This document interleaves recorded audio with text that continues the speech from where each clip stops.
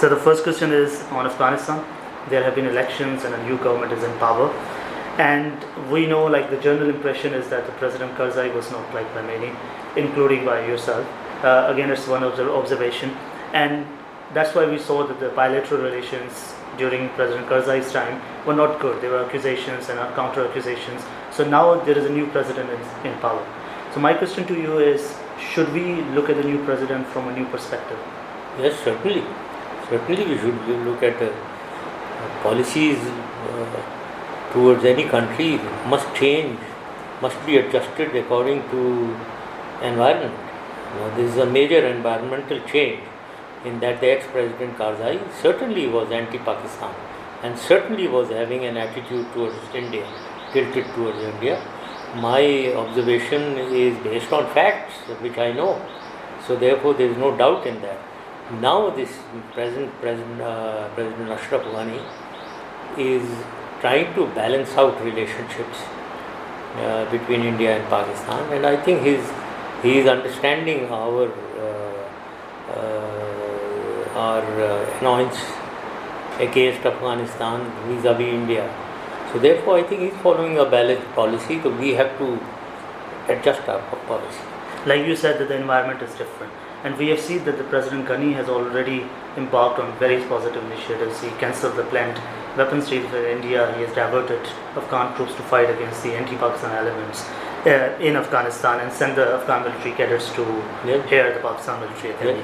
My question to you is, what Afghanistan right now is expecting from Pakistan, and what Pakistan should expect from Afghanistan if there has to be a reset in the relationship? I think Afghanistan should expect from Pakistan and India to let them alone to handle their internal situation. So always both have been involved there. People, when I say this, some people who talk against me, they always say I admitted that Pakistan was involved.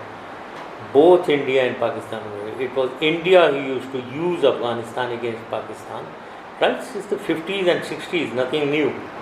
And now again they were trying to do that. So both should lay off, first thing.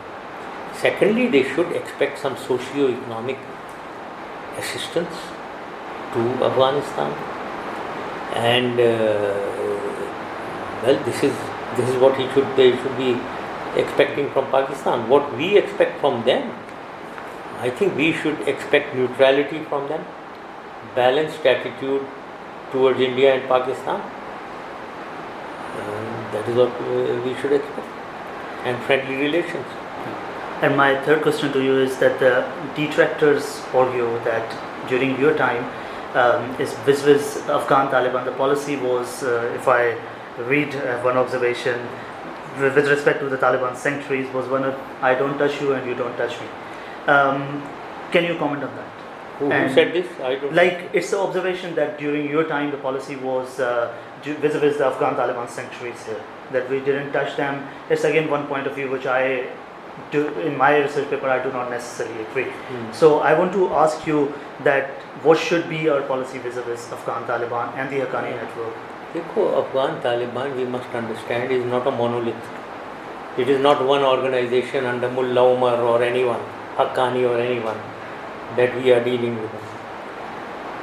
I don't touch you, you don't touch me. I mean, we acted against Fazlullah in Swat, a major operation in 2007, and we destroyed all his setup of TTP in Swat area. He was on the run in Bajaur agency. They were totally shattered, and his stronghold in Matta was destroyed by the people. And that is how we could hold elections in 2008 very, very safely peacefully in Swat area. So we acted against them. Hakimullah Masood, Baitullah Masood, we were targeting him, we were fighting and we were fighting them. So they are all Taliban. So let's not, they are different. There is Gulbuddin Hikmatyar also. Now what are we talking? So the issue is much bigger. We must understand who is the Taliban, and there are many Taliban factions. Now when we say about India, India has been using in the past, before 9/11, the Northern Alliance against Pakistan. They were utilizing Northern Alliance. we through compulsion had to counter Indian machinations against us. So who do we use? We used Pashtun groups, some Pashtun groups. That doesn't mean that we were using Taliban against them. But since with Pashtuns we have an cultural, geographical, historical linkages, we use Pashtun groups. They may have been some Taliban elements which ISI was dealing with. But that is what we expect from ISI, from the intelligence, to counter Indian and Afghan machinations against Pakistan. That is what we were doing. But there was no policy as that against Taliban, that we do this, we don't do anything to you, you don't do anything to us. As I said again, I would like to repeat, this people think that Taliban, they use it as a generic term, that there is a Taliban, that we were against us. As I told you, there are so many Taliban. Who are we talking of? We were fighting Fazlullah, we were fighting Baitullah Masood. So which Taliban are we talking of? And sir, taking from what you said, we have seen, especially during the last 5 to 6 years, the major source of friction between the Pak-US relationship was the Pakistan's willingness to either attack or not attack Haqqani network. Now that the Pentagon has also refused to call Afghan Taliban as terrorists, and as the successful closure is coming to the Afghan chapter, my question to you, in your opinion, is Pakistan, US is on the same board with regard to the Afghan political future? With whom? With US? With US. Or is there still, in your opinion, the source of friction, what the Afghan political future has to be? Well, okay. We were, after 9/11, we were certainly, the answers to such questions are not clear in black and white. There are many machines working within machines. Now, when you say whether we were on board on the strategic issue of fighting and defeating terrorists and terrorism. Now, when you talk of Taliban, I have told you Taliban are many. Now when you talk of Haqqani group, now there is, Haqqanis were in the North Waziristan. Haqqanis were our heroes in the 80s when we threw the Soviets out. Haqqanis ke saath obviously we had contacts. Now, if we have to counter Indian machinations against us and Afghan machinations against us, I don't know who were being used and who were not being used. This is left to the intelligence. Maybe they have to protect Pakistan's interest.